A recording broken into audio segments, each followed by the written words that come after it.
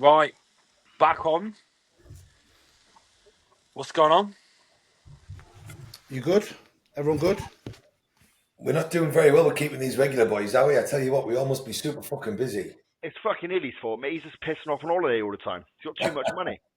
I had a good fucking 5 days with the kids there in Tenerife. Like, I'm not going to lie, though. Hard work with 3 kids there, lads. Fucking wild. Awesome. Mate, the It's hotel just that, like, every time one of us is away. Yeah, I know. It's like, Yeah, but it is how it is. We're actually all busy, so we have a life. So it's not just... Well, we were both away, wasn't it? I think me and Chudley went away at the same time. I think, or I went as he came back, or he went as I came back. yeah. No, you came back, Chudley went. Yeah, but I think we're all here for the next few weeks. I'm not going nowhere now. Till I'm gonna stag do first week of June, but that's it. And I've cancelled my trip to South Africa as well, so I'm not going. So I'll be staying here. How come you not go to South Africa? My fucking eyes, mate. Yeah, fuck that. Are they still that How bad? long's the flight? yeah, it's still bad. How long is the flight? 10 hours to Joburg and then about an hour and a half to Durban, where I am. Fuck that. I barely, like, this is the thing, like getting a bus. I just hate like, I just can't sit still for that long. I always take like a Valium or whatever with me, mate, and I just bang one of them and go to sleep. Still, I always fly nighttime as well, so it's like I never fly in the day. Always get this late flight like 10, 11 p.m. and then go. Yeah, so much better. Yeah. If you're on a bit of a bigger plane, it's so. When I went to Egypt last month, mate, 6.5 hours on one of them little planes, mate, was. I know. Bro, anything over 6 hours is long on a plane. Don't give a fuck. And we were quite lucky going out, me and Sarah. So there was one spare seat on the whole flight, and it was next to us, so we could at least lie down. So, but I think that makes it worse, because you've got space going out. When you come back, you're like, hang on a minute, this is fucking it's awful, absolutely hell. I try to sleep in it everywhere I go, and then I fuck up my neck. Yeah, fucking rough. Has anybody got anything exciting going on? Riz, any new products dropping soon? I've ordered the engineered magnesium today. Nice. NAC, astragalus. I was going to say astragalus. That must be a special one for you. That is, it is. Astragalus, curcumin, and we've got all the other shit come out. There's been so many delays, bro. Just usual shit with manufacturers. Shit's always late, especially with like when you're using so many things. Chudley. Yeah, we should have really busy May. Chuds. Yeah. How's training going? Are you still with Nat? I've not trained in a couple of weeks, but I've been away. I've been like just fucking busy doing shit. So like, I can't. When I'm away, like I can't train. You know what I mean? Like, I've not. Lads, I'm gonna have to call it. You're gonna have to free man this one. My kid's going absolutely mental. No worries. Sorry. I'm really Don't sorry worry about the kid. Oh, return. Hey? What do you mean you're going? I'm gonna go. I'm gonna see if I can get her sleep. If I can get her sleep, I'll come back. Yeah, we'll just work through questions. Don't stress. Just pause it and go then. So just How do I like do mute that? it and go. All right, cool. Sweet. Yeah. Mate, it was the same when I really used to kick off, mate. It's a nightmare when they won't sleep. Absolute nightmare. Yeah, I don't want to imagine that sort of pain right now. Mate, it's horrendous. Absolutely. Let's fire through some questions. Riz, did you get loads? Yeah, so it's quite a simple one. Aldactone vis diazide vis mod diuretic. I had this discussion with someone the other day, mate. So diazide and mod diuretics more or less identical in my opinion. It's just slight difference in the ratio. Yeah, but there's very little difference to its effect. I was speaking to I did a coaching consult with another coach abroad that wanted me to talk through the use of them, and they both do more or less in terms of how it plays out in real terms. They're both identical. The mod diuretic is the same way how diazide is. You got the hydrochlorothiazide, and you got the trimethylene, and you got the potassium sparing. In essence, right? Yeah. The mod diuretic is the same combination, but it doesn't use trimethylene. It uses something else. Yeah. I'm sure because I've looked into it before. I just know that they more or less do the same thing medically on the body, and they tend to play out the same in the look. Whereas obviously aldactone, for me, aldactone's got to be tapered up. I know some people use it short term, but I just don't see the same benefit in it. and the consult I had with this coach the other day, for me, I favour Diazide because just like, what's the example I always use is just like turning a tap on and off. And it's active for about 6 hours. It's having its main effect 6 to sort of 8 hours. So I know if I do microdose it, and I've done this for about a decade, I'd normally break a full tablet into quarters. Now the Diazide kicking about the half dose tablets anyway, so you've just got a half of them. And I'll sort of have what I would call a quarter of a Diazide every 6 or 8 hours. So it just increases flushing a bit. And then depending on what the weight and the look does, you can turn it on or off. And for me, that just gives me so much control as I get clients to check in every 2 to 3 meals as they're running into a show. I can just turn that diuretic effect on or off. 6 hours. Yeah. Hit it. Whereas when aldactone's in play, once it's in play, you can't just shut it off. And to get the full effect of it, you have to build it up. I've trialed it with people, just doing 25 mgs and seeing what happens. And I've never really noticed that much from it. And I know people that do that tend to do it with Diazide as well. And I just think, well, why use fucking both? Like, Diazide does the job. If you want to turn the tap on a bit more, take a half instead of a quarter. I don't see the idea of aldactone is you started early on, you're building it up, and then it's increased your constant flushing, so you're always kicking out more fluid. The reason that I don't. The issue with aldactone is, like you said, a lot of guys use it for like 4 or 5 days up to a show, and then when it comes to the night before the show, use the Diazide anyway. So you might just use the Diazide first. Yeah, well, to be honest though, I would even argue there's merit to that in the sense of you've got the aldactone in place, so the tap's constantly on a certain degree, and then if you want to turn the tap open even further, because more aldactone won't particularly work in the short term acutely, the Diazide will. But the problem I've got with aldactone is once it's got that tap open, you can't shut the fucker off. So you're just flushing consistently, and it can get away with you. It can run away from you very quickly. And for a lot of the times, that means you've then got to start overloading food. You've got to try and combat it, and you very rarely can. And I just think when you've got both at your disposal, for me, I'm very big on control. I like to know what everything's doing. I like to have control. With Diazide, I've got control. And most people I do know favour that as well. I know a lot of the some older school guys favour aldactone, but AJ only had me use Diazide, and he had me doing 1/4 and 1/8 of a tablet. I know Matt Jansen is a big Diazide fan. So for me, a lot of the top guys use it. It's very mild. It's very easy to control. It's what Dave Palumbo used to use. Yeah, it's almost used. And I get the merit with aldactone. And I know some people even think that aldactone seems to favour females better for whatever reason. I don't really like to use diuretics in females, to be honest. But there's that. And I know Shelby Stearns is a huge fan of it with his females. He's adamant it gives it better luck. I think instead of using aldactone, you just use Peak Max and then use Diazide at the end. That's how I would do it. I don't like Peak Max, and I don't like H2O at all. I think, and I got this initially, I saw what it did, but I didn't understand why. And a client in New Zealand used it when it first came out. We put 4 caps in twice, and he wanted to use it from the Monday, right? And I was like, no. And the mimic Dave Palumbo's product, they just made it better, didn't they? The one, the species diuretic he had. And I was like, that's way too strong. And we put it in on the Friday for a Sunday show, 2 doses. The kid must have dropped about 3 kilo overnight. It'd have fucked him if you put it in for Monday.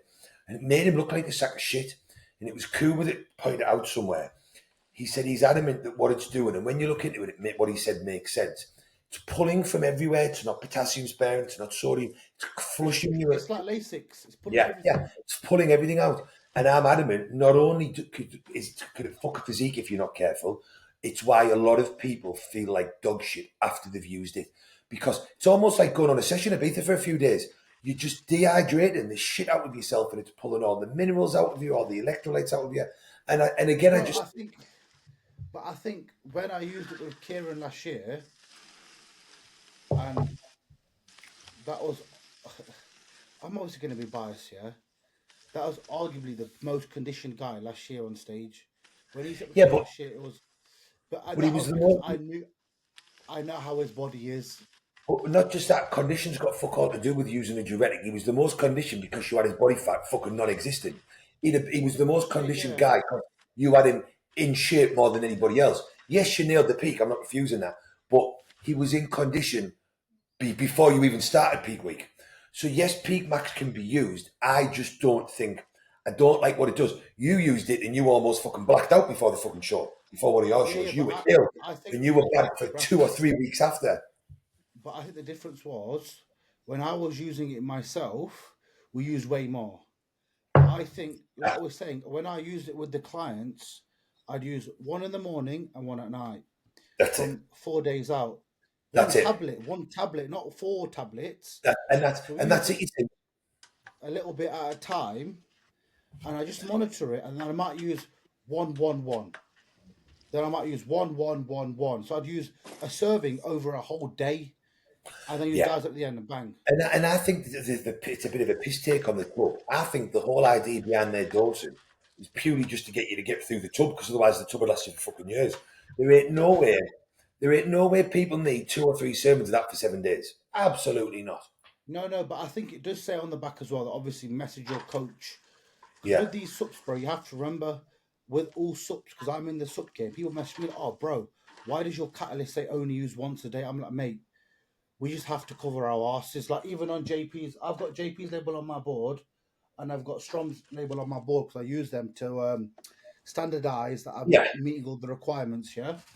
And even on theirs, it will say on there little disclaimers, because you have to cover your ass, because some dickhead will take 100 tablets. And I think you just have to be careful with how you word stuff on supplements.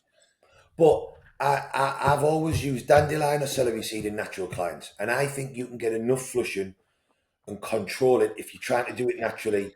Dandelion root or celery seed extract or a combination of both. I see major flushing, an increase in flushing just from driving vitamin C up and an increase in water. And when Stephen and Kernsey did their first 2 shows, I used a quarter of a diazide with Stephen one night, but the other 2 I didn't use any. And then it was only for them, they used the third one because I was getting enough. One of them was dropping £7 over the night, and one of them was dropping £9 overnight, and that was just from fluid manipulation and vitamin C.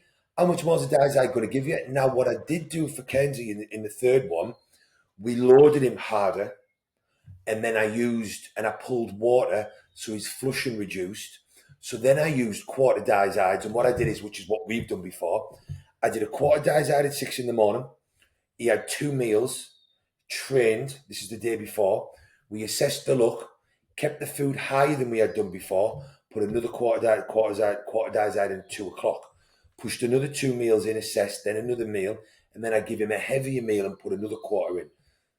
Are you back, son? Come at me, motherfuckers. So you sleep? Put her in a chokehold, like Khabib. 10 seconds, go. And what I'm saying, Hilly, is, what I'm saying is, I think, obviously, with the diazide, like I truly believe, and I don't give up, I will argue with anyone. I think when you're using any diuretic, we obviously creating a flush, we're creating a flush, but I think the key is, at some point the day before the show, we have to cut the water. I think people are too scared to cut the water, So I think with all the clients this year, I cut the water at 5 o'clock the day before. And then from then onwards, I was just doing a meal, and I would say, right, I need, how much are you pissing? And I say, put in 100 ml with that meal, And then what my idea is, we created a flush. We've got the water stopped. The body's now in a loop of pissing, So I'm going to cut the water, keep giving them food so they keep loading with minimal water. And then we can obviously use a diazide at 9 o'clock at night. So once the water's coming, we're forcing it out, Now we're saying, get the fuck out. And then because I was doing that 9 o'clock diazide, and I'd wake up at 3 in the morning and use half a diazide again. Now, obviously, when I told Dan Bassett was, oh, bro, you wake your clients up. But my argument here is, yes, I wake my clients up, but my clients has been asleep for 6 hours. And in a prep, how much are you really going to sleep? And I'd rather feed someone in the morning at 3 o'clock than have to feed them really hard in the morning again, as in before the show. And I think that's the secret, because John Meadows used to do that. He would wake middle of the night and eat. And I think it has a lot of merit. I think it's the most overlooked thing. It depends on the client, because there isn't nowhere on this earth anybody that I know is going to be able to go to bed at 9 o'clock and wake o'clock at 3 o'clock. The night before we show it, no one going to bed at 9 o'clock in my experience. My If they guys are, were though. well, that's what I'm saying. Whereas none of mine do, because I want check-ins at 7 o'clock, 9 o'clock, 10 o'clock. I'm gauging the last meal at 10 o'clock. They're in bed for 11. I do the last dies out at 9 like you do. And then they're usually up at 4 or 5 o'clock. And and I got this off Scott Stevenson. What I do is I get a client to wake at 5, 4:30 to 5, take the weight. They go back to bed for an hour. They wake up and then they get back up and take the weight. If the weight's held, what Scott Stevenson said was, if the weight's held, you can be more or less pretty confident their dry as a bone and they're not flushing much. And then if they look how you want them to look, you can just taper food up. If they're still pissing, they've still got fluid that can come out, so you can manipulate it from then. So that gives me, so basically I'm just doing 5 o'clock, what you're sort of doing at 3 o'clock, because my clients have been up later. Yeah, what I'm saying is, the reason why I was doing it at 9 was I had all the boys last year say, listen, I need weight at 9 every day. And most of them are going to sleep about 9 or 10, yeah? So it worked really well for me. And what my idea is, we know Diazide works for 6 hours. So from 9 till 6, from 9 till 3 in the morning, I get an accurate reading of how much they're flushing. They're going to wake up at 3. And I know if I have to use another Diazide here, I'm talking in quarters now, yeah? Don't people thinking I'm saying a whole Diazide. Another quarter, I can bang another quarter in at 3. That's going to be dead by 9 o'clock. Because if I use it at 6 in the morning, it might roll into 12 o'clock. What if you wake them up at 3 though and they're bang on? If I wake them up at 3 and they're bang on, Yeah. Would you still use a quarter? then I'm gonna, as in if they're ready, Yeah, they look sweet. I'd put more food in. Would you still run the cute quarter Diazide there? Yeah. Interesting. I did that with. I see Diazide like different. Like the way I use it is a little bit different. Like number one, I would never cut water in any way, shape, or form. Like I use the fluid during the carb load. I shoot to spill to a degree, and then I quite simply use the Diazide the night before the show, normally later than 9 o'clock, a lot later, because like you said, Riz, I'll often have them eating right up into night, even sometimes the early hours of the morning, to give me that 6 hours. Does that make sense? If I can get them eating up to like 11 o'clock, let's be realistic, everyone's normally a bit giddy unless you're like us in banging Xanax or Valium. I would normally have them eating up to midnight or around that time, then put a Q or half a Diazide, maybe none if they're bone dry. And then I cap that off in the morning. And then the same as you, Riz, once I get up in the morning, I always just put like 100 ml of fluid in with the food. Because ultimately, all we're trying to use the Diazide to do is take the sub-Q fluid off, but keep that in the muscle. That's why we never cut water, and that's why I always replace up into the day of the show, is to make sure that once that looks right, all I'm trying to do is maintain that intramuscular fluid then and make sure nothing's coming on sub-Q. That's it. But what my goal is, if let's say they wake up at 3 in the morning, like when Kieran woke up, he went to sleep at 9, and he didn't drop as much as I thought, but he would by 3 in the morning, yeah? And I knew if I didn't give him a Diazide then, we wouldn't wake up good. So I fed him a little bit more, tiny bit of water, quarter Diazide again, and he woke up super dry, and he was on the money at 7 o'clock at my house, yeah? I then knew at this point, all I've got to do now is, from this point onwards, he's dry. I'm just going to say, bro, me and him have such a good relationship, yeah? I'd say, how much are you pissing? And he'd say to me, a coffee mug. And we'd have he'd say, a little bit. And I know what he'd mean. Yeah. And I'd just give him water and say, that much water with that much food, and I'd take the water and I'd walk off. Yeah. And I think, when you cut water, there has to be a point where backstage you are drinking water. Yeah. Because then that water it just goes in the right place as you're pumping up. I think that's the key. The scary thing with cutting water when you're playing with Diuretics is, like, as we know, and I know everyone says, Diazide safe, it's not a loop Diuretic and all this sort of stuff. Like, Diazide will pull from everywhere. If you cut fluid, it will pull fluid from absolutely everywhere, including intramuscular fluid. That's why I just don't like. I've never seen. I suppose unless someone's really fucked up and spilled over, I just don't ever see a requirement for pulling fluid. I think fluid creates the look, personally, mate. The only time I would pull fluid is if someone's spilled. Yeah. So what I tend to do is fluid will go up to 9 litres on a Wednesday or a Thursday, come down to 7. Friday, the day before the show, either be 4 or 5. If I'm using Dosage, it'll be sprinkled in over the day. And then show day mornings usually between 2 and 500 ml with fluid in meal 1. And that depends on how much fluid improves their physique, which would have trialed beforehand. Some people find that I'll find some look better with that bigger fluid hit, some people better without it. And again, like Scott Stevenson said, if they wake up and they're still pissing a bit and you think, do you know what it is, there's water that still come out here, then they don't get any fluid with meal 1. If they wake up a bit lighter than I expected them to be and they're bone dry and they're flat, then they get some fluid. Yeah. And what I'll do is I'd rather give them a bigger hit with fluid on a morning. And when I say a bigger hit, I'm not talking any more than 500 ml. We all know that there was some people last year giving people a litre of fluid with a fucking meal 1 on a morning, and that just fucking, you don't do that. But if you wake up and you're like, I can't get a pump, I'm flat, the first thing you want to do is put your normal expected meal in and more fluid. If all of a sudden you come alive and you're like, fucking hell, this is what I expected, then you were just flat. So you fixed the issue then. And then no one gets any more usually than 250 ml of fluid per meal. And I just think that's enough to keep digestion moving and bowel movements, keep things flowing. I don't think I had anybody do more than a litre. Last year, I don't think I had anybody do more than 1,250 ml of fluid on show day, apart from the NABA shows when they run at like 4 o'clock in the fucking afternoon. Yeah, you need to buy fluid. What I realised last year was, with all the clients, was I learned this from my own mistake. Me and Hilly did a show. Hilly went to me, Riz, I want you to have a cream of rice. And I said to him, nah. I thought in my head, nah, I'm dry as fuck. I'm going to have some rice cakes and get dry, yeah? That changed my look so differently that day.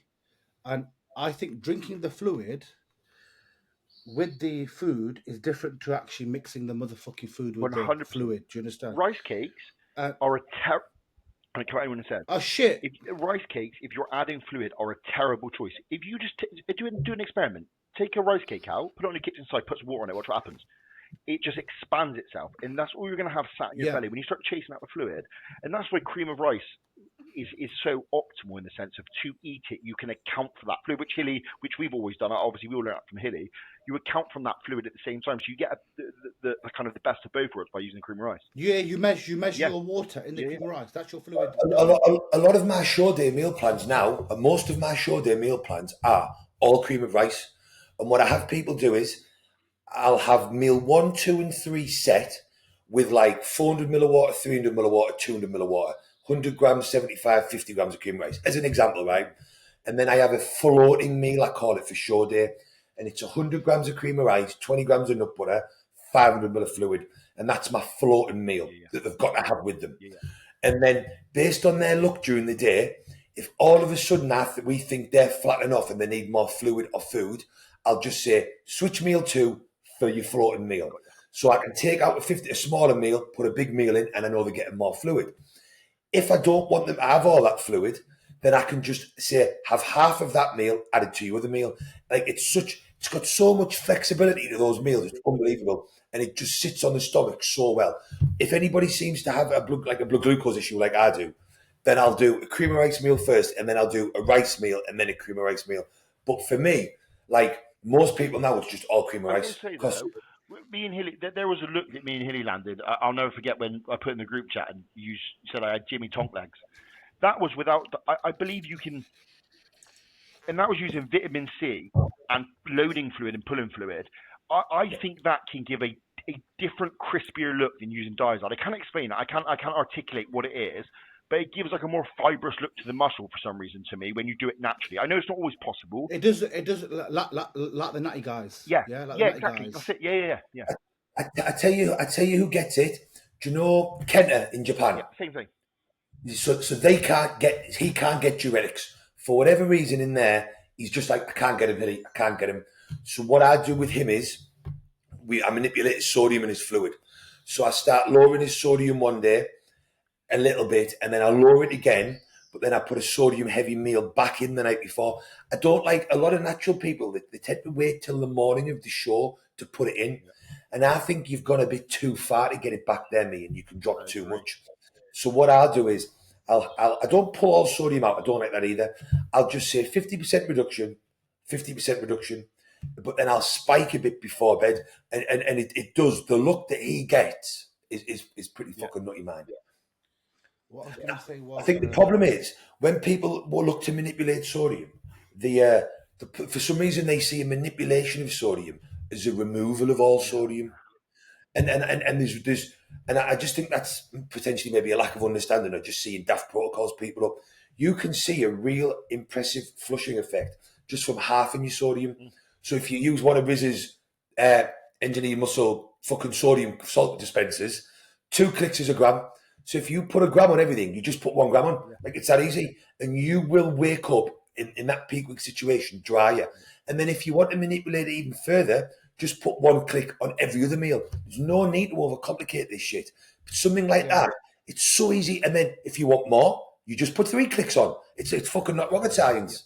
I do think Diuretic has a better place for like bigger guys when you're more heavily muscle, because as we know, you need to ram the food in. You normally got a short space of time, and I think that's where the Diuretics really come into play, because you're playing with And a perfect look. I'll give you a real world look. So Kernsey, do you know, he's just done 3 shows there. The first show I didn't use it in Scotland. The first show I didn't use any Diazide. The second one I don't think I used any. He flushes like 10 pounds overnight. So I was like, we don't need it. And then he decided to do a third one. So I said, tell you what. I said, we've slightly manipulated both times. We haven't needed it. We had it on hand. I said, let's have a bit of fun now. I said, because I do think we can be more aggressive here and use the Diazide to keep flushing. So instead of doing a MACD's on Wednesday, load Thursday, load Friday to set the show, I did a medium day with the MACD's on the Wednesday. Then I did a big high day on the Thursday. So I loaded them for 2 days early. The Wednesday, Thursday. Friday, we'd normally done a second heavy day, but we hadn't done the Wednesday. So he woke up heavier than expected on the Friday. So he wasn't spilled, but he was super fucking full. He was at the point where he was going to. So, and for some reason, his body just gets on great with little muffins. Kid must have eaten every muffin in fucking Lidl in Scotland, right? So all I did for the last high day on the Saturday, he was having half a muffin in every meal. I pulled out all the half muffins, put a quarter Diazide in with meal 1, on wake, sorry. Put a quarter Diazide in at 2 o'clock, and a quarter Diazide at 9 o'clock. And then with that food reduction, pulled the fluid down. Instead of doing 6, did 5. And then I put another quarter, and I don't usually do this, but because he seemed to get better as we filled, I put a quarter Diazide in on show day morning, and I pushed the food a bit, and he just got better. He woke up a touch flat on the show day morning, I think, because I maybe could have got away with keeping some of those muffins in during the day. But as soon as we put the food back in, he just went bang. Yeah. And his look on that for that third show was by far the best. He's got that really nice upper body. Yes. Yeah. Purple trunks. Yeah, he's got a lovely front double. Bro, that look there, that one. Yeah, that's him. Yeah, he's got a really good physique. Yeah, that's cool peak, Yeah, that was the third one with the guy. Yeah, just so everyone understands. See the texture of that skin where we say like it's China or like Action Money. That's cellophane wrap. Like that's the goal that we're always looking for. Is the way his abs, chest, is and the shoulders. fake look. Yeah, it looks fake. Yeah, it looks fake, and it was absolutely. Look at that there, and then this one. Look at this one. Yeah, sick. Yeah, no, exactly. But on the other ones, we definitely got a better look pushing the Diazide a little bit in the food, just a little bit, but it was compared to. I can't get it. Is that because I said to Hilly a few weeks ago, Hilly, I think you should push the food harder? I did. No, you said it after the first show. I pushed the second one, and then he didn't want to do. He wasn't going to do a third show, and then he decided to. That was the first one. So you're not going to fucking load that on. Let me look at this with it. Fuck off. Can't get it. Hilly dick pic. Yeah, there is. Yeah. Yo, nah. Hilly, are we going to talk about your phone case, mate? No, what's going on there, bud? Oh, Aralina and Jessica put them on when we were on holiday. Do you know what it was? Yeah, you keep saying that. Vinny and Jessica Sarah's kids, the 9s, they've both got iPhones as well. So she lets them keep them at certain times of the day, or do you know if they go off on their own to do a class? So we were getting confused between the phones. So I was like, do you know what, I'll leave it on and I haven't taken them off yet. The only thing that I don't like, and I will say it, and you lot might disagree with me. I just don't like the skippy food. I think it has no. This is coming from me, yeah. What food? I don't like the skippy food. What's skippy food? What's skippy food? Like skip loading, Hilly, ain't it? Like McDonald's and Riz, shit. you've eaten biscuits every show you've done, you fat motherfucker. You don't Bro, understand. Like listen. there are people like it's a genetic No, thing. no, Like listen some to me, people have to have bro. that milk front loaded for anything to stick. No, but I'm not, bro. Listen to me. The word stick is just another word for I put fats in my meal and I slow down my transit. Bro, It's not. every client last year, none of them I did that, and they all looked sick. And I just don't see the point. Yeah, but I tried it in the peaks. I didn't like it. But it's the problem with like talking about this subject, Diazine. Like we're all talking for a content purpose, yeah, to educate people. Yeah. But realistically, we are all shooting for a goal where we don't need to use it. Like if you get them ready early enough, peak nice and full. Does that make sense? And I think everybody genetically is very different. There are people that I can name off the top of my head that would have no business having a dirty meal. But then I can use myself as a perfect example. If I'm lean and you feed me up with clean food, my body will turn to a furnace within minutes and rip through everything. And I'll drop 10 pounds every night without fail. And you are right. Maybe you can replicate that with cleaner food, Riz. But in terms of like satiety, the volume of food getting in, I think it's like a literal requirement. There was that black kid. What's his name? Antonio Burton. He was the same thing. They tried to do it with tidy food, didn't work. Then they started adding bacon into his meals, his fatty meals didn't work.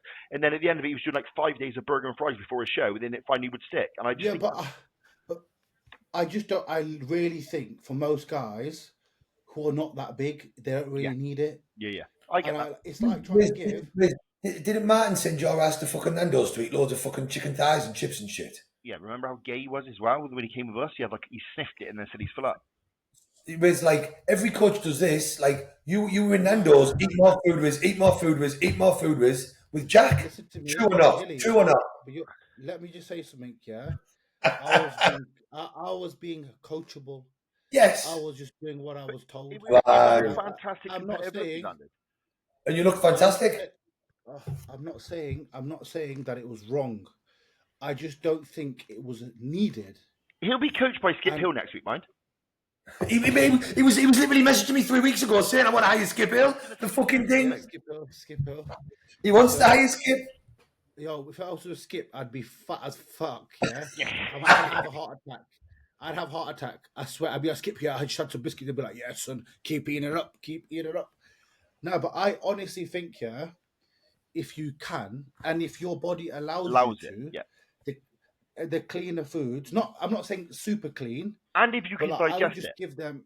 Like, do you know what I mean? There are people, as we know, that like your two guts would turn to shit if you slammed to five guys 2 hours before you go to show. Bro, imagine he trying to pick Dan Bastic here and say, bro, I need you to do a McDonald's burger and chips. He would have a heart attack. Mate, Dan wants to. I mentioned it to Dan. I mentioned it to Dan. He was like, I want to try that, Hilly. I want to try it. Absolutely not. He'll die.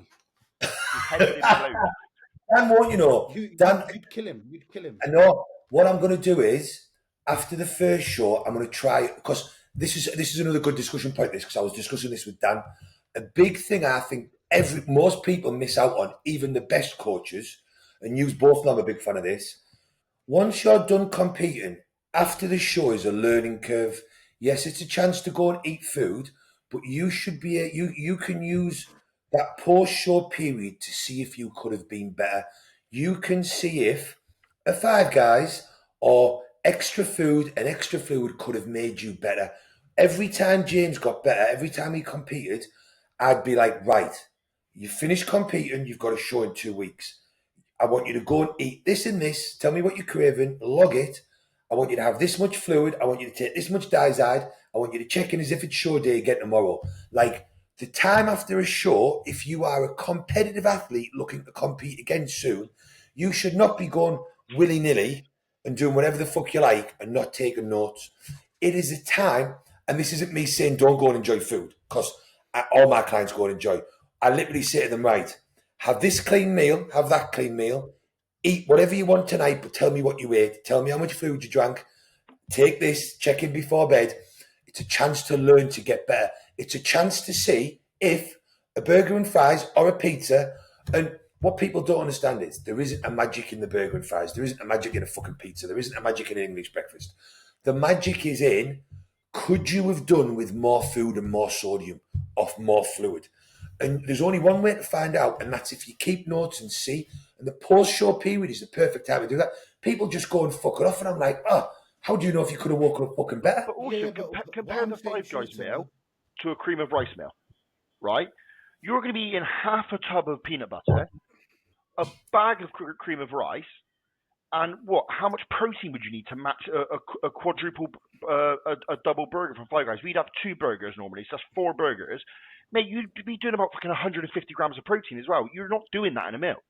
Yeah, but I think what people understand as well is when you're ready early, you can trial these things. Yeah. If you're not ready early, like most Yeah. people are not, unfortunately, Agree. they're not. I completely agree. And most people are not ready early. Just literally stick to your foods that you've used at absolute fucking maximum. Maybe if you want to change a meal at night, you have chicken breast, or go for, if you're having bassa, have salmon. Just Yeah, opt for the don't get me wrong. Yeah, don't get me wrong here. This is not this when me and Deck are saying this and disagreeing with Riz or agreeing with Riz. This is not us saying have stuff that you haven't tried before. Like we with Deck, we trialed Five Guys, we trialed this, we trialed that, and like for me, everybody knows I like to send people to get fucking double cheeseburgers with no cheese. The only reason for that is if you speak to any normal person on the planet, they'll say McDonald's is shit. I'm hungry an hour later. That's a benefit to us because it doesn't sit and bloat you. It's got loads of sodium in, it's got loads of calories in, loads of carbs in, but it's shit food and it goes through you quick, it digests quick. That's what you want the night before a show. Unless you're blessed with a stomach like Deck is and he can eat that Five Guys and get away with it. I would not send any of my normal clients, if I wanted a burger and fries and we trialed it, I would never say Five Guys.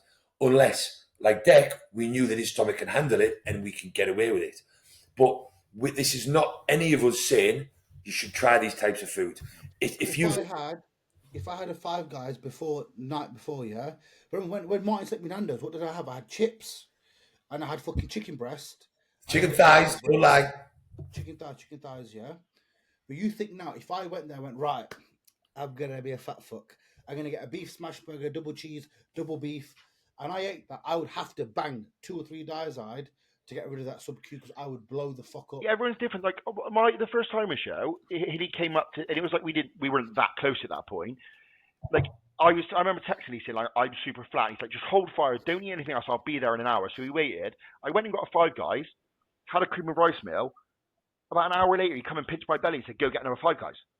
Like literally, but I had the ability to use that food, and I didn't spill over. If anything, I woke up in the middle of the night and I had to keep eating muffins because he told me if my weight dropped, at least a 2 pounds, keep eating, and I had to keep eating muffins throughout the night. But I just think it's so person dependent. I think it's just good for us to be able to give insight to people depending on who you've had experience with, you know. Yeah, but yo, just check this, yes. This is how. But can I just say one thing I will say, and this needs to stop. If you're not in shape, like if you're not lean, like actually lean, and let's say 10-10 is inside out fucking absolutely diced. If you're not in between like the 8 to 10 mark, you can't peak. It doesn't work. You will just go in fat. You will soften. Just go in fat. You will soften your fat areas. Like that's a fact. We've all been there. We've all seen it. Some people are just best rolling in the way they are in the morning when they're on that. If 8 to 10 is the line, when they're on that 6 to 7, just make sure you've got a fluid in you, roll in flat, get a decent pump before you get on stage. That's all you can do.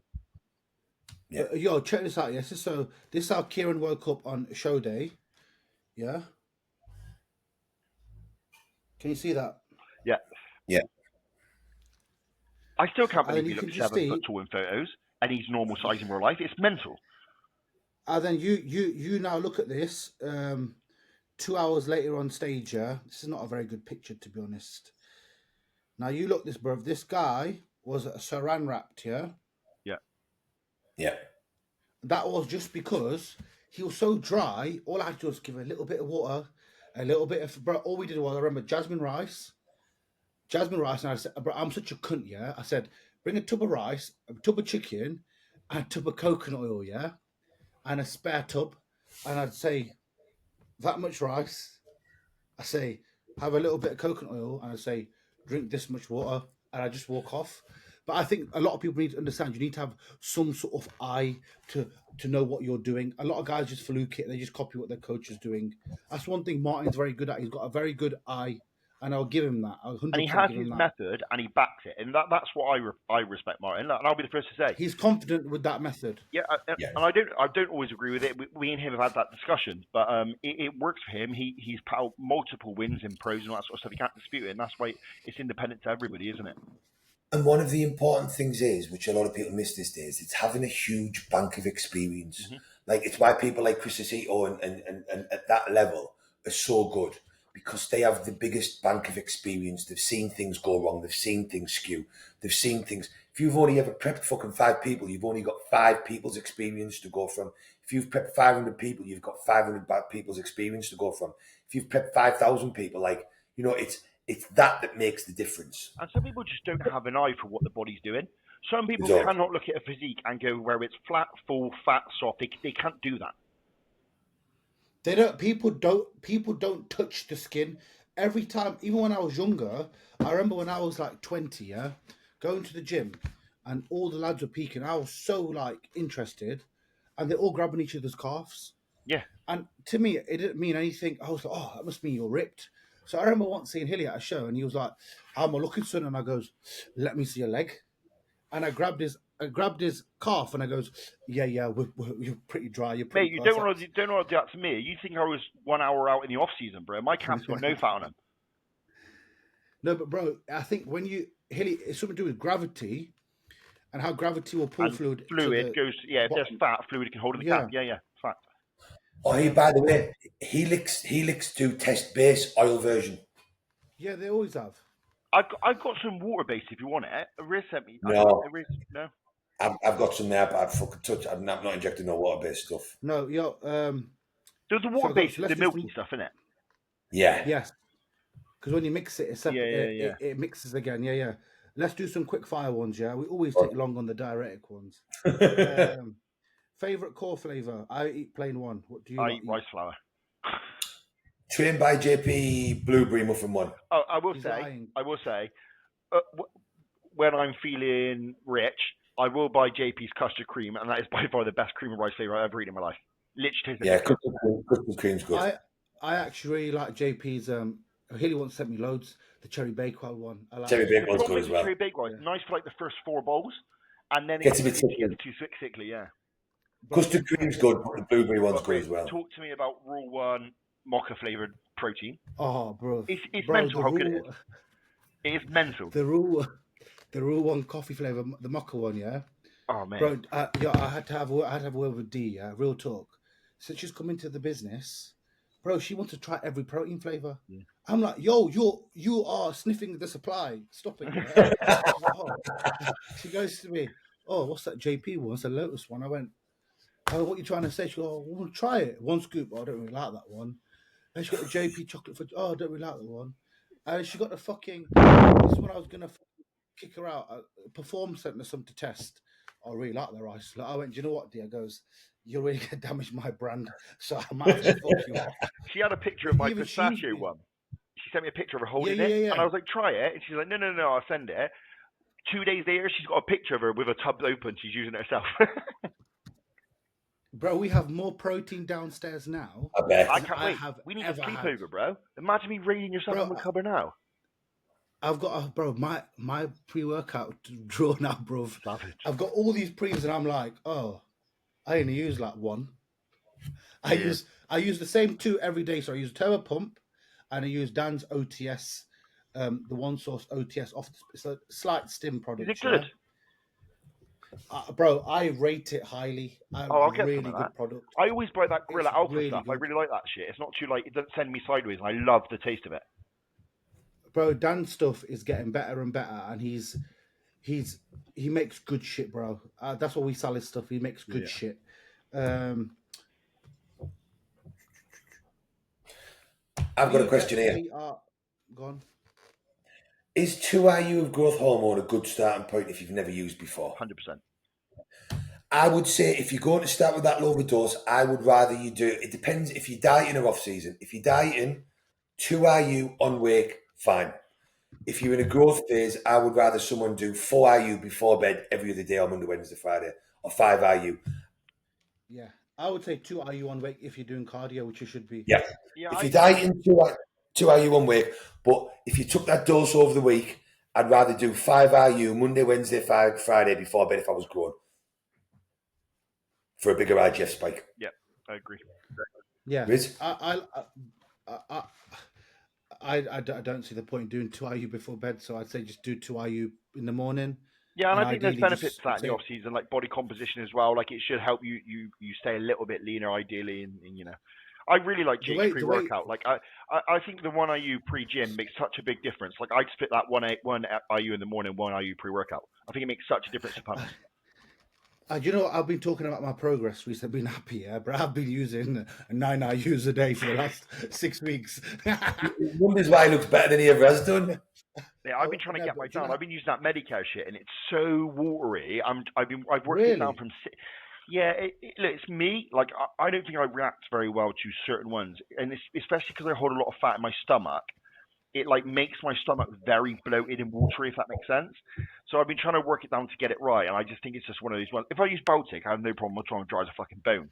But this stuff is definitely one of the watery ones for me. But I will say I think I'm fuller from it though than I am the Baltic as well. But I prefer the Baltic look. Well, I've been doing Yeah. 5 IU Baltic just before training for the last 3 or 4 weeks. But I'm going to take that. I'm tempted for the next 3 weeks to take that to 10 IU a day to see what happens as I get leaner. Yeah, I got You your. see, I think I've been I doing- got your kits by the way as well. Just an FYI, I got them back booked for you. Perfect. Thank you, son. Is that from eBay? Yeah. Yeah, Cool. we were talking about a pair of trainers Hilly wanted. Actually, that's what I got. The Nike Air Max. No, I've been doing 3 IU on wake, 3 IU pre-gym, and then I take 3 IU pre-bed on training days only when I'm using insulin. And on my rest days, there's no slin and there's no GH. Smart And this move. is the best I've felt. It's the most cost-effective way to run a big dosage. Yeah. Because I don't see the point of running it every day. 'Cause I know the old school guys say don't use it every day, but I thought a bit of bro science. Well, let's just I try think it makes sense as But- well, especially dropping the slin out as well. I think it just gives you a bit of a resensitization day for that day. It just makes sense to me. I do the same. There is a Not science good behind though, anyway. There is a science behind it as well. If you're using bigger doses, your body can build up GH antibodies, so you can become less effective over time. That's why in a lot of medical studies they use an every other day dosing, especially if you're running it for prolonged periods of time. It's why I've always done it. When you're in contest prep and you're using a low dose for fat burning, you do it daily. In the off season, I've always been a proponent of as you know, of like either just a training day dose or even Monday, Wednesday, Friday higher doses. It's what they do in medical studies. It's what Dorian Yates reckons he did. Why would you not do it? Do you know what I mean? The only thing that I'm finding with the GH is I don't know how with you stay awake, Riz. Mate, when I was using that same shit you're using, bro, fucking 4 IU, the second I sat down, I go to sleep. I was using modafinil every day. I'm very busy at the moment. When I used the Sizen, I wasn't holding hardly any water. I'm pretty hilly. I was holding no water. Yeah. Omnitrope, which is Pharma, I 100% get a fuller look and hold a little bit of water. And the same with the Pfizer. But that Sizen, bro, I don't know what the fucking The Sizen's the shit. stuff that The is. Sizen. But people say that across the world. If you listen to pros talk about different, and I tell you what, give him his credit. The first person that I heard say this was Nick Tradilli on a podcast. He said, listen, he said, make no mistake. He said, I have spent all of the money on all of the pharma grade. And he said, they give you a different look. He said, Lilly and Sizen, he said, they what I class as the best of the best. He said, it did not matter how much I took, I didn't hold any water with it. He said, the Genotropin, and there was another one he mentioned, he said, with those I held more water. And then he said, with Chinese I held loads. But he said he would notice a difference to his look. And I'm adamant, like, with the Sizen, from the few people I know that have been able to get hold of it, they just don't hold any food with it, no matter how much they take. They struggle to get the size and stuff in America, don't they? They have that really one famous brand that they all use. Lily's, no. No, they have the other one. They have the other one here, the really bait one. Yeah. That Skipper and them lot use. I've got it here somewhere. Serostim. Serostim. Serostim. That's exactly it. Yeah. Yeah. Because Seriously. when I seen them mention it, I typed it on Google straight away, but you can't get it here. Because that's the one that's prescribed over there, obviously. But we have an army of them over here, don't we? We have the omnitrope size and that sort of stuff they're given to the kids in the midget. So that's where we get Sizing's very, very rarely seen, though. It's you usually see Norditropin RC and Norditropin Genitropin. Yeah. The sizing that I use is from, I'm believing so, a midget, yeah, because it's got the thing rubbed off. Yeah. But even that here, bruv, was expensive. That was spenny, bruv. Geno's done, though. Geno's are gone now, though, aren't they? They're not being manufactured anymore. The only Genos you can get, I'm going to show you, is the long-acting one. Yeah. No, I want to try that, to be fair. Yeah, me. You can get Geno here. This is from a very good source, and the only way that you can get it is when it comes out the packet like this. Yeah, well, I sent you them. I had a bag full of them, didn't I? He had a fucking little carrier bag full of them, mate. Walk around. That's the only one. Yeah, I got that little carry bag for free as well. They'll come like I tell you what, though, the guy that was getting them, right, he was binning them. Remember I told you he was binning them, right? Because his son wasn't using them all. So my mate was getting them, and he was like, "Hey, do you want loads of these?" I was like, "Yeah, give me them all." But somebody must have told the lad they were worth something, so he's blocked my mate's number. Human. Little 2.2 IU pens. Ping, ping, ping, ping, ping. I remember I had one guy message me saying, "Oh, yes, bro, I got this Omnitrope. It was a bargain. It was only 200 quid. I went sick.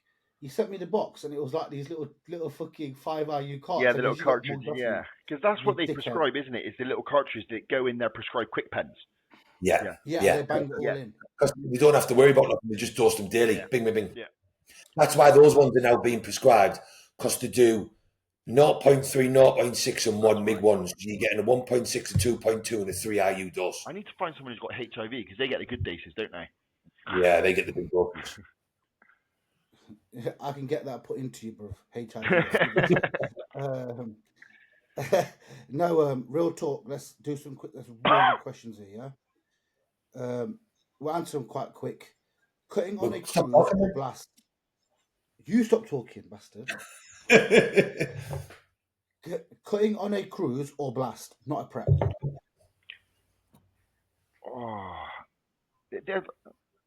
I'm trying not to talk. I like to cut on. Would it say cutting? Hilly likes to cut on cruise. I like to cut on a cruise.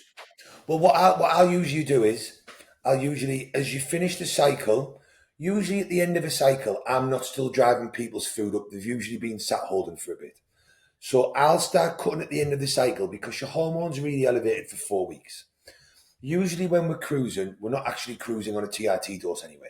We're usually cruising at 200 to 300 mg. So for most of us normal people, like as in not fucking Jordan Cooper, James Hollingshead, I don't think there's much risk of muscle loss if you're taking 300 mg of total anabolics personally. So I am more than happy for people to cut, and I have seen many, many, many people cut to pretty lean states and lose no muscle on 300 mg of total gear. Now again, if you're 250 pound on stage, that doesn't include your ass. But if you're 200 or 210 pound on stage, I'm pretty sure you can maintain that lean body mass. I agree. On 300 mg of total fucking gear. So you're trying to say I can do it on 200 mg? Fucking well, I can. I've dieted pretty fucking lean on fucking barely anything, and I just think it makes sense for me to tidy up when you're cruising. Well, when you cycles, because if you're going to cruise for 8 weeks, right, and you cut for 8 weeks, most of us should be able to cut a good bit of fat off in fucking 8 weeks. The first 4 weeks, you're still on fucking cycle, so you're only really fucking on 300 mg or 250 mg for 4 weeks. Do it then, and then you're bang in a position to grow again, if this is a prolonged growth phase, where then you can use the drugs when they are most effective for your long-term goal, which is to add muscle. Yeah, I agree. I follow the same method. Someone's asked Baby Protocol, HCG and HMG. Bro, literally just message me and I will send you it. I've got the one that you lot use anyway. Yeah, same one. And I've had so many success cases which people have really, really struggled with. And another good one, guys, look into is something Nathan Styles is a fan of, is that lube called Pre-Seed. Yeah. Which obviously makes your sperm a bigger chance of the sperm. Yeah. Flowing to the thing. But this is the best question, yeah? This is from Dara. He's a good bodybuilder as well. You know Dara, don't you? You lot. Oh yeah, I beat Dar. Yeah. Bro, Dara's good now. I see ya.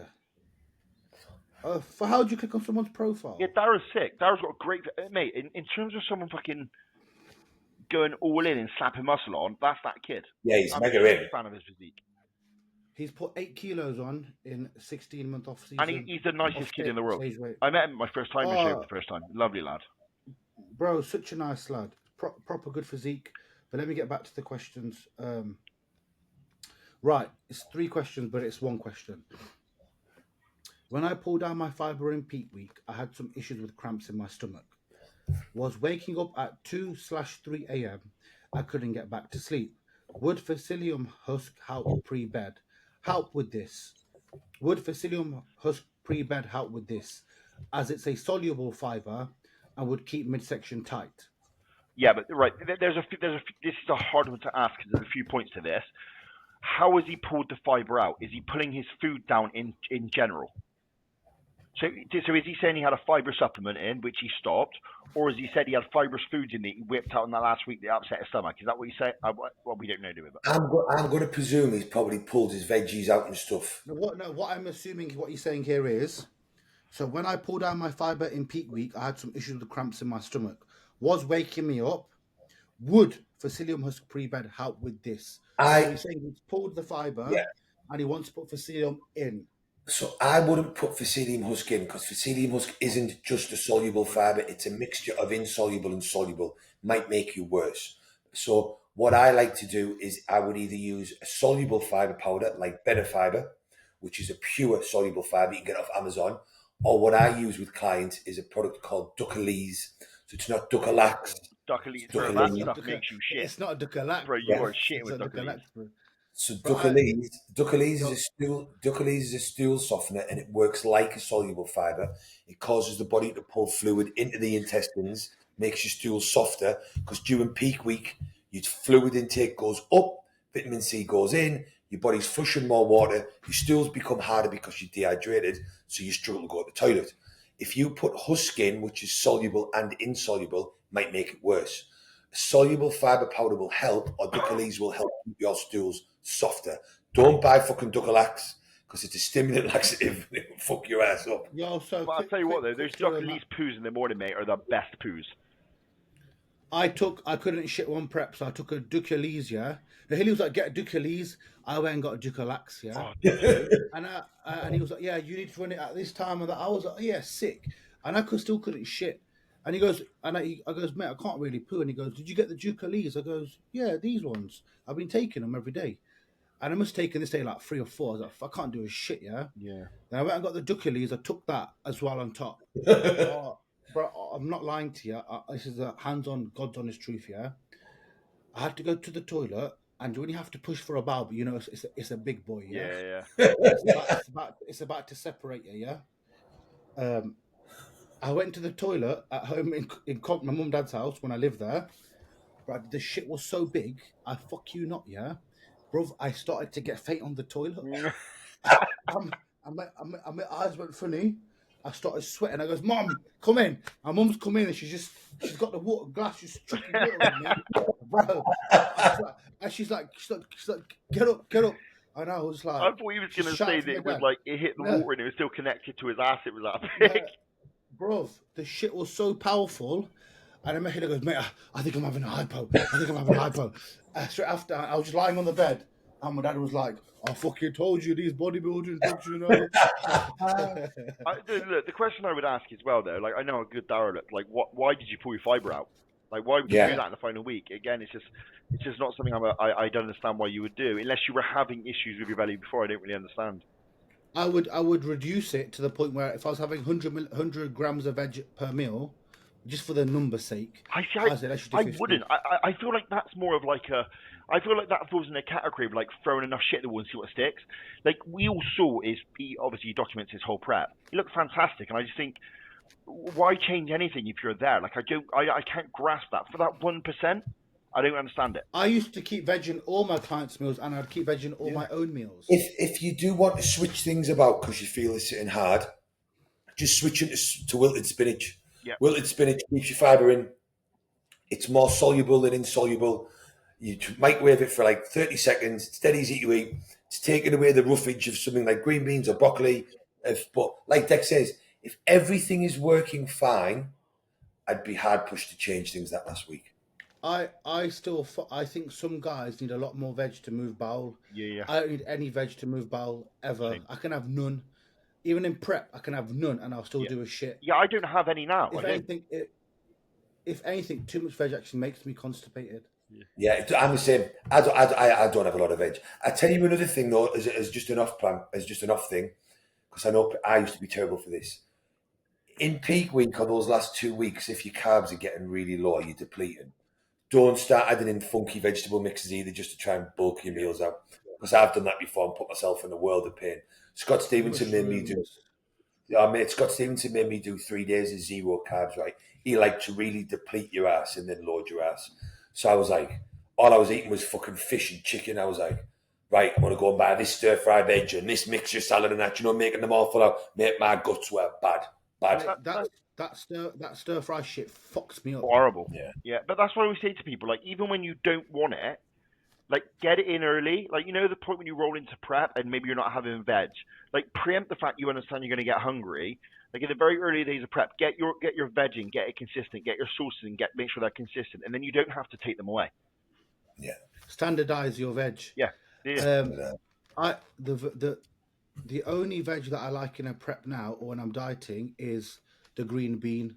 I go And mushroom, I can have that one every day. pickled beetroot, jalapenos every time. Oh, jalapenos are good. Yeah. I don't eat any veg, me, you know. I use Jordan's superfood greens powder twice a day. Yeah. I don't eat any veg. But I haven't done for years. Does that taste nice, that veg powder? Does it taste like shit?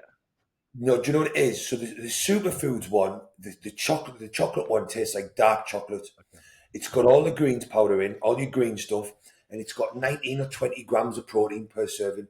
So literally, my morning shake is 250 mils of egg whites, which gives me like 28 grams of protein, and a full serving of that.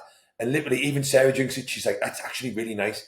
I put an ice cube or two in, the rest of water, and it's just like a dark chocolate shake. Yeah. And that gives me almost 50 grams of protein, like 3 grams of carbs and 1 gram of fat, and then I just add whatever else I need to. Straight down. Oh, sometimes I'll have them twice a day. The other day I had a thought, Hilly. Do you remember Deck? I don't think he was even about in our friendship circle back then. Yeah, I would have sent you some. Hilly used to get these egg white cartons, yeah, that were raspberry flavor.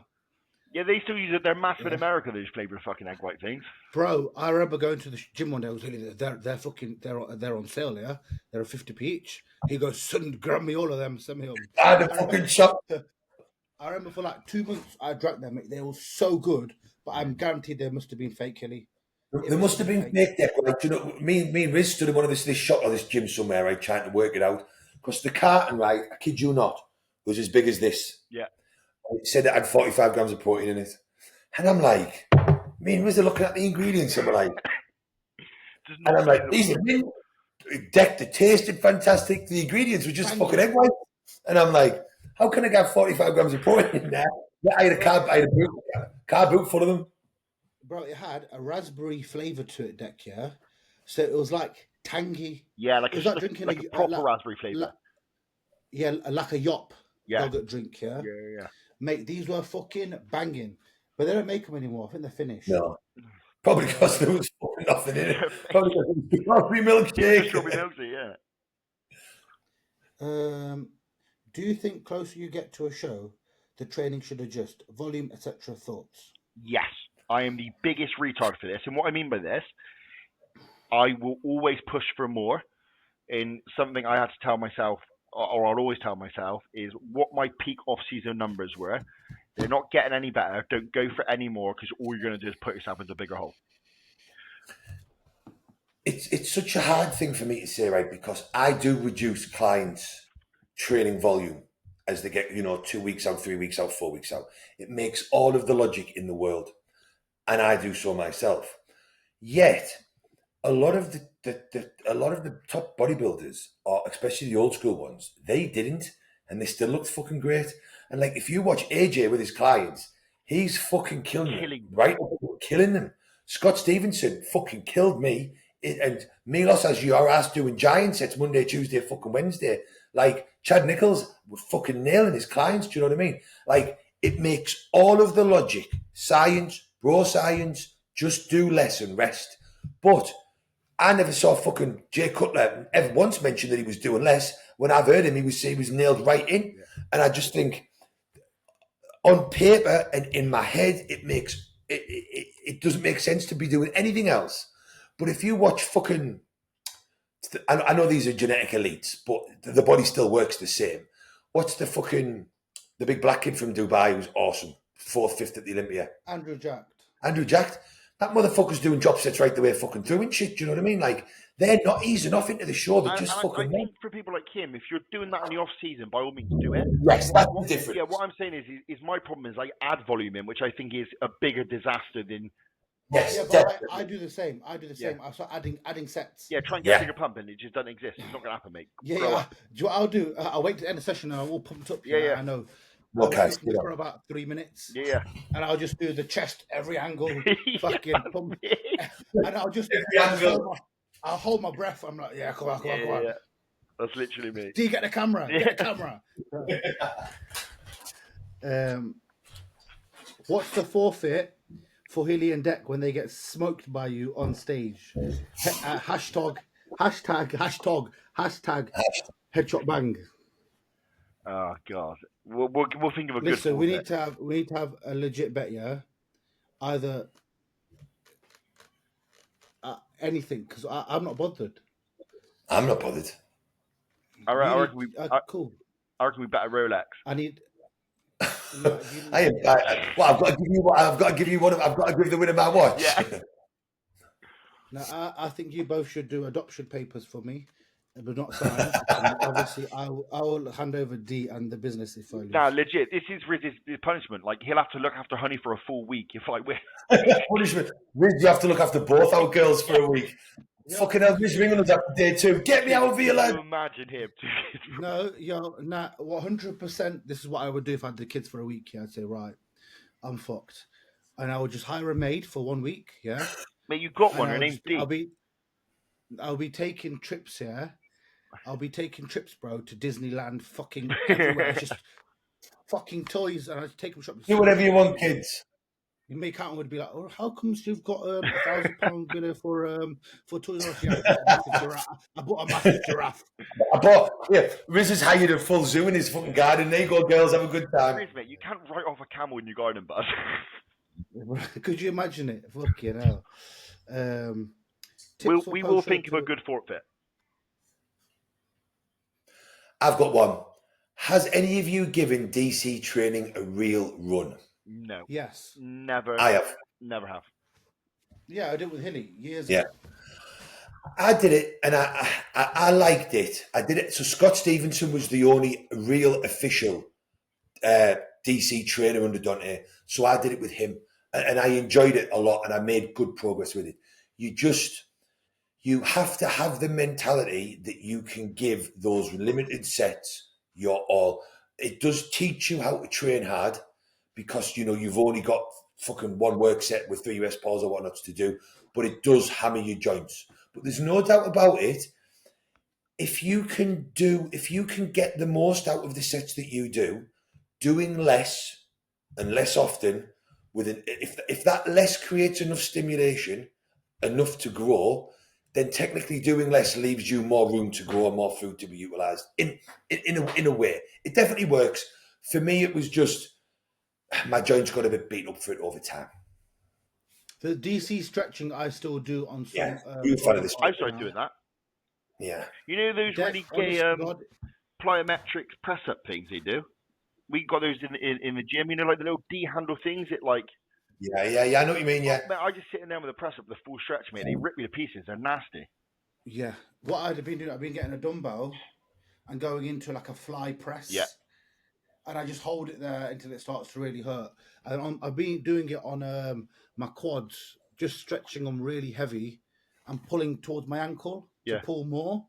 I'm not going to obviously jump on a hack squat and stretch my legs out because I might break. Bro, do you know what I've been doing recently in the gym, and it makes me feel so fucking cool? Seated military press on a barbell. Yeah. I actually bark by accident every rep. I just think I'm Ronnie Coleman. Yeah. I've been doing the Atlantis press. Yeah, That one. That's got this handle on that handle. yeah. Because whenever I go gym, someone's always on the Cybex Smith that I've got my shoulder press on. Is that this incline press? The Atlantis shoulder press. Oh yeah. It's nice. That it's quite. You could get a lot of load on that, can't you? Not the way that I've been doing it, but yeah, I get what you mean. You get 4 or 5 plates on it if you really work on it. But I actually the other day used the Smith, and guess what? I went to I'm never doing it again. Bro, my shoulders were fucked. What, from the Smith? I don't know why. Yeah, I'm doing the shoulder press on the Smith. I don't know if it's because the bar was coming too forward, and I'm almost pushing forward. Yeah. I'm doing it like that. Yeah. Like that, yeah. But to anyone who don't know, if you want to learn about bodybuilding, the main man. This is legitly, I swear to God, if you can't hire a coach and you can't afford it, you can buy this for like a £30 ebook, I think.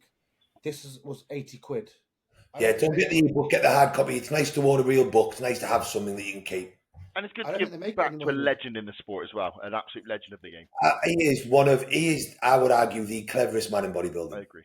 Oh, bro, this guy can talk simple, complex, scientific.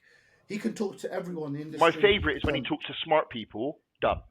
You know, when you get these real nerds, and he just straight to the point. Yeah, this is what you're saying. Just do it this way. He's a fantastic asset to the industry for sure. Yeah. I worked with him for about 2 years, didn't I? He's such a lovely bloke as well. Such a lovely bloke. Like if you honestly look at this as a coach or someone who's trying to learn, bro, a lot of the products that we're using now are already in here, like berberine. Do you know why people don't buy that? Because there's no drug stuff in it.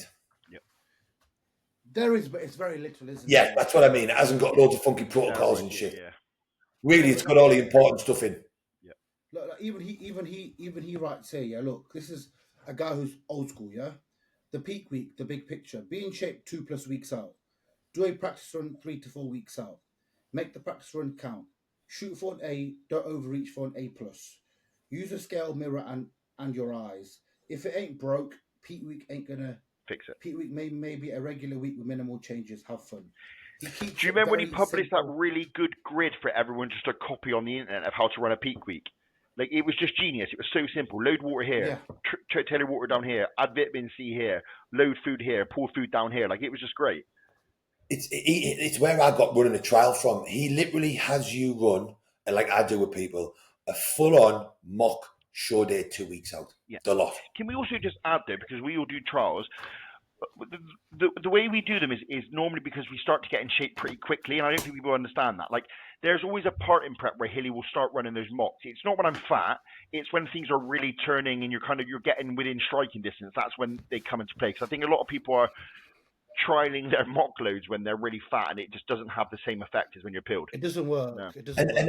And I've had also some people say, well, why didn't I run a full show day with them? Sometimes there's not a need to run a mock show day. Sometimes you gather enough information just by running some high days and some training days. So, for example, if I get a client to take pictures on a morning, count their water, monitor their water until 12 o'clock, have a certain amount of meals, and I know their look gets X amount better between then I really know what they need to do on show day. If you know, like that doesn't make a difference. I know that they got better from A to B. So then all I need to do is, right, well, if I put a high day in, did they look better with the high day? I might do a high day with a fluid cut. Did they look better than they did a high day with a normal day? So at 4 weeks out, we might do a normal high day. At 3 weeks out, we might do a high day with a water cut. Or at 5 weeks out, a high day. 4 weeks out, a high day with a water cut. At 3 weeks out, I might give them a MACDs on Friday night, and then I might give them a high day and a water cut on the Saturday. Did they look better with the MACDs in the high day, or did they just look better with the high day? Do I think maybe based on that they need 2 high days? Then I know what they need to load to bring about enough fullness. So then I just need 1 gym day for them to see, right, can you go in at 12 o'clock on Saturday and train? Only drink a litre of water and do this. And I can do that. And a good coach will start gathering this information from 8 weeks out. Here's a high day. How was your digestion? How much did your weight change? Did your food sip great? Oh, do you know what it is? Deck had 800 grams of carbs at 6 weeks out, and he burned through the fucker. Right, Deck. Next week, you've got chest on Friday, shoulders on Saturday. I want you to run back-to-back high days. Check in for me Sunday. Oh, look. First day, he burned through it as expected. Second day, and then what we found with Deck is we were having to do a fatty meal on the Friday night, a high day Saturday, a high day Sunday, usually with a rest day. But we were doing that all of the way through. So you're constantly learning from this stuff. You don't just do random high days and then 2 weeks out, right, we're doing everything you do, you should be gathering information from. And I think that's the bit that people... And that's the beauty of the tenure of a coach as well. Like, me and Hilly always know now that there's a point where that's the method. Yes. Like, that's the method. We're always going to need that. Exactly, yeah. What I did with my client Sean, who really good as well. That was quite dense in the massive. Yes, I know we made with the yeah, the really muscular one. We did Back 2 peaks. Yeah. Yeah, first cycle, really. Yeah, it worked so good with him. From 8 weeks out, I was giving him the high days on a Wednesday. Yeah, my idea was I was going to front load him the whole entire way into the shows because he always looked better on the third day. Or sorry, the fourth day. So I thought, load him on a Wednesday. We're going to just repeat that when it comes to show. Do you know what I mean? And what I actually did was, for his first show, I thought, you know what? I've been loading him every Wednesday when he's just a touch flat. So instead of depleting him, so let's say his high day was a Wednesday, and the show was the Sunday a week and a half, yeah? I would make him run low day all the way to Wednesday, have him weigh in, and I'd actually skip that high day, yeah, to then deplete him for a bit longer, and then I'd load him on the Friday instead, yeah? Because then you're not having to do that dramatic decrease in carbs. I've just done it by extending the diet period for 2 days. Do you get what I'm trying to say? So yeah. I've done, instead of me normally doing 7 days low with him, I did 9. And that depleted him more. And then we obviously gathered data from doing it before, right? And I loaded him on the Friday and he looked perfect for the Sunday. But am I mad? These are things you have to check. One of the things, I know you boys do it, but it's something I've never, I don't really understand the whole depleting thing. Like I don't. This is like, my logic is simply this. Like, we all know here, we've all been in real condition, right? We've been peeled. There ain't no way on your diet plan when you're lean, and you're very lean, you're not depleted for 22 hours of the day. Yeah, is that fair to say?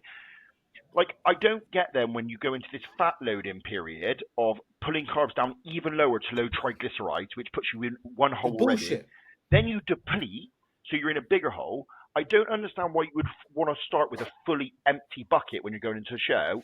When you're full of fatigue, I don't understand why you don't want a half full bucket. I always favor starting to tether that food up early to wash the fatigue off, get to like a half bucket analogy, if that makes sense, and then load from that point. I always want to be at that point. I never want to be at the empty bit. I agree. I don't think this extra depletion makes sense. And you know what? I shout him out, Tom Hames, yeah? Years ago, I messaged Tom Hames when Tom Hames was nailing every client. About 2-3 years ago, he was nailing every motherfucker, yeah? And he put a questionnaire up and it goes, what do you do for peak week? He replied back to me and he goes, peak week? You mean peak month? Peak 4 months. And that one thing he said back to me, like a bit of a cunty thing to say, but I respect it because it made complete fucking sense. Yeah. This is peak 4 months. I don't deplete anybody anymore at all. They just, and usually people get some form of refeed either on Friday or Saturday, the week before the show, to making sure that they're not running into a hole. Then I tend to leave their food exactly the same Monday, Tuesday, Wednesday, Thursday. Sometimes I'll increase the fats a tad because I like people on low fats. But I like to have fats a little bit in when they load, to slow things and I like to have them in a bit on the show day. So I just want to make sure the digestive system is used to whatever I'm doing. Sometimes people will get a bit of a spike if the weight drops too quick on a Tuesday, Wednesday. However, I do understand why people have always depleted, because there is a shit ton of science that shows if you super deplete hard, you supercompensate. You can supercompensate, and there's no doubt, there's no debate in that. Anecdotally, though, I understand. I don't think I have. That's what's weird. I think it's almost. Milos does it, and how many times has he landed it? Once. I think it's impossible to see it anecdotally, if that makes sense. Yeah, I agree. I understand. How would you know if someone's supercompensated? I don't think we can put it into, but they do in a lab, they test your glycogen stores in a lab. They're able to scientifically number it. Get to And 0, and then you can load to 110. Is that what they're saying? Yeah. So they see the max is 100, Yeah. and this has been tested because they test it for things like cycling and fucking sport events and that.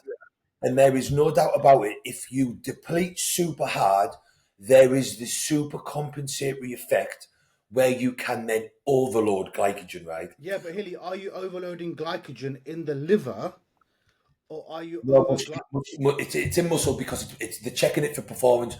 But the bit that I don't agree with is that surely if you super compensate the muscle with glycogen, the potential to spill is exactly. That's what I mean. But I think this is where, do you know, we were talking about really nailing a natural peak, right? If you manage, and this is a big if you manage to super compensate the muscle to get it 110%, 110 after 100, and you manage to dry it perfectly, the look's going to be fucking insane. But because you've got 110 instead of 100 glycogen, it's going to take the minimalistic amount of water to spill.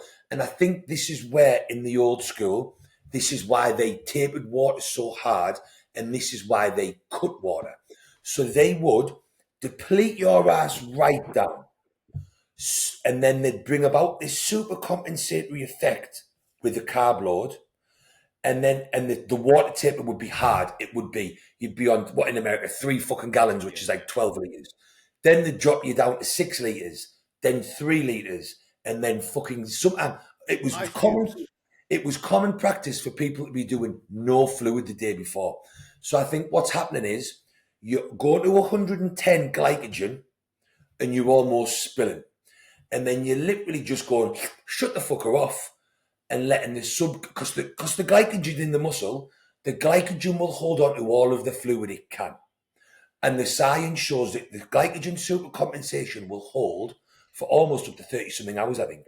So then if you shut the water off the day before, the glycogen's holding on to every gram of muscle it needs. Technically, everything else should piss off. And I tell you who I have seen it nail it perfectly, and I apologise for forgetting the name. So I do Bob Waterhouse's off-season stuff and all his drugs. But I don't, and I do Bob's drugs during prep, but I don't do his diet and I don't do his peak week. I was literally thinking of his coach when you were talking about pit days. Yeah, and I'm really sorry I can't remember her name. So she preps natural athletes only, and she does some funky shit in peak week. They deplete like hell. They load like a motherfucker. Bob is eating carbs every 60 to 90 minutes, and it goes. Fruit. She's got like a bookie. Yeah, it's like 6 meals of banana, then it's 6 meals of potato, then it's 6 meals of sweet potato. I've actually got it written here. Bob sent me it. Yeah. I'd be in fucking hospital if I did the fucker. Yeah. But then she also removes all sodium, all water. Nothing gets brought back in on show day. And that is a complete science-based load. But I tell you what, it fucking well. Oh my god! That's Bob. Yo, check this, yeah.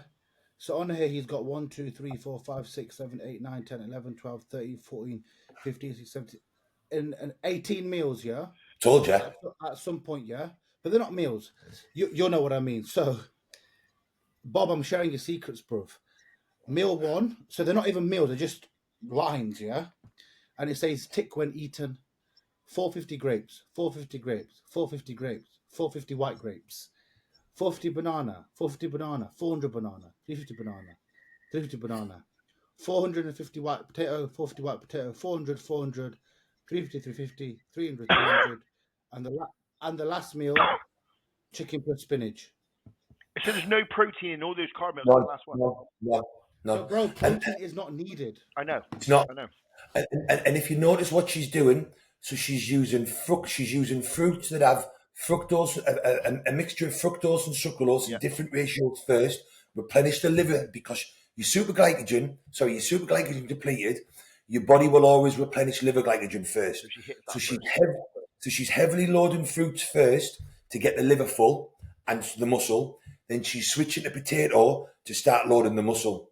And then and that's then done with a really bad water cut and a sodium cut.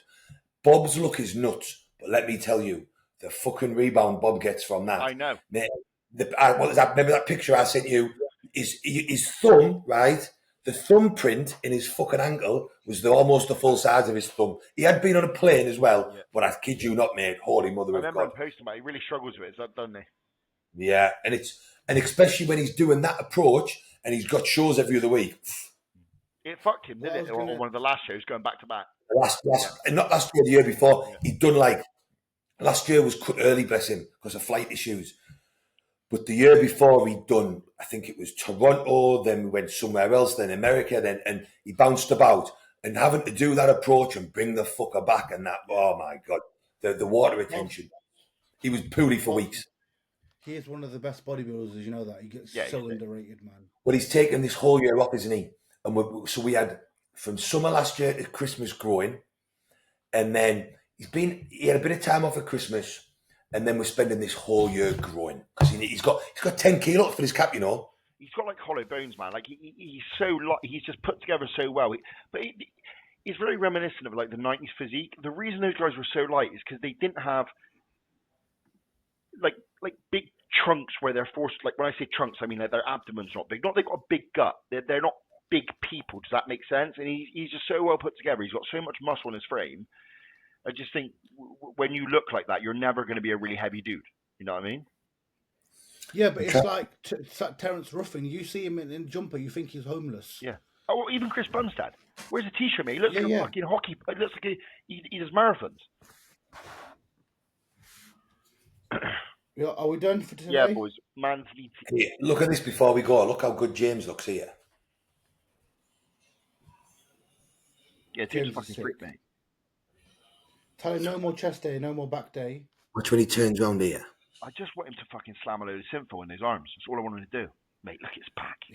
Fuck. He's one of the few guys I'd say to Dan Bastic, I think he might beat you on back. Mate, and we're at the moment, we're still, he's leaner than he's ever has been now. We're 4 weeks out from his first show and he's still 4 kilos heavier than we were last time. Yeah, mad. And his last show was in fucking September. Bastic's back is fully retarded. Bastic's back is... The way his back is built is like top tier. Like his back specifically is very like Nick Walker-esque. I know he doesn't have the arms, but that like slab of muscle and how it's all dense, every bit of it is abnormal. His back's like Jordan's, isn't it? Yeah, exactly. You got to think they're both. He coached Jordan. They've coached Dan for years. Yeah, that's what Dan has got a very good back. His back's impeccable. His halo. Yeah, I know. It's fucking when he does this, the lighting shit there. But you can that's all muscle. That like when it comes out there, look, fucking hell. He looks nuts at the moment, Dad, as well. We're coming all the way fucking down, all the way. The beauty of Dad at the moment as well, his mind's in such a good place. He's like, listen, Hilly, we know I've got to look a bit shit to get all this off. Let's just look shit. I'm fine with it. Let's just get it all off. Because what we've learnt with Dan's physique, he doesn't need big silly carb loads to bring his physique back right. If we give Dan a medium day, like you'd think the kid needs 1,000 grams of carbs, right? If we give him 400 or 500 grams of carbs, but if we pull all his cardio for 2 days first, bring his steps right down, if we just let his body rest, his body just comes to life from the rest. Touch a bit of carbs and he just goes ping, ping, ping all over. I don't think he even needs that much. I don't think he. Dan will always say he's flat, but Dan's flat's still bigger than most people. Well, so I think the problem is Dan historically always wanted to be big, and he just doesn't need to be big. Like his physique looks nice now. His midsection's in. He needs to be crisp and tight and just a little bit of pop, and he's winning. Yeah, he needs to be well rested. What we've both said is, and we're working it very well together. Dan's feedback's been fantastic, and we're working together. Because what I made an important point is any stress, any worry, any thoughts, we go tit for tat with. We just try to get it all off because rest does so much for his physique. Yeah. We want to be coming 10 days out, 9 days out and being like, right, we don't want any cardio at all. Yeah. We want to be fully rested. And then we're just going to tape the food up and just see when his best luck comes about. Love it. No, right. That's right. Thank you guys for watching. Peace out. Thank you for watching. Subscribe, like and all that shit. Yeah, ring the bell and some stuff.